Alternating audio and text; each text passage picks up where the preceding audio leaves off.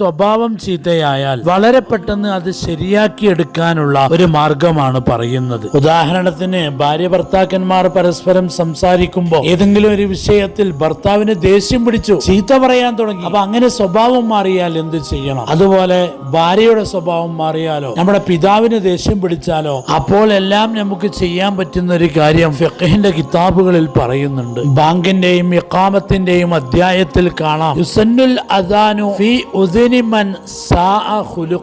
ഒരാളുടെ സ്വഭാവം ചീത്തയായാൽ അയാളുടെ ചെവിയിൽ ബാങ്ക് കൊടുക്കൽ പ്രത്യേകം സുന്നത്താണ്. അപ്പോൾ ഈ ദേഷ്യം പിടിച്ച ആള്, ചീത്ത സ്വഭാവം കാണിക്കുന്നവൻ, അവന്റെ ചെവിട്ടില് കാരുണ്യക്കടലായ ഹബീബായ മുത്തുനബി സല്ലല്ലാഹു അലൈഹി വസല്ലമ തങ്ങളുടെ പേര് ബാങ്കിലൂടെ കേൾക്കുമ്പോൾ അയാളുടെ ദേഷ്യം ഇങ്ങനെ ഇറങ്ങും, ആ ചീത്ത സ്വഭാവം ഇങ്ങനെ മാറിക്കിട്ടും. ദേഷ്യം പിടിക്കുമ്പോൾ നിങ്ങളും ഇങ്ങനെ ചെയ്തു നോക്കുക. റഹ്മാനായ റബ്ബ് നമ്മുടെയും കുടുംബത്തിന്റെയും ഒക്കെ സ്വഭാവം നന്നാക്കി തരട്ടെ.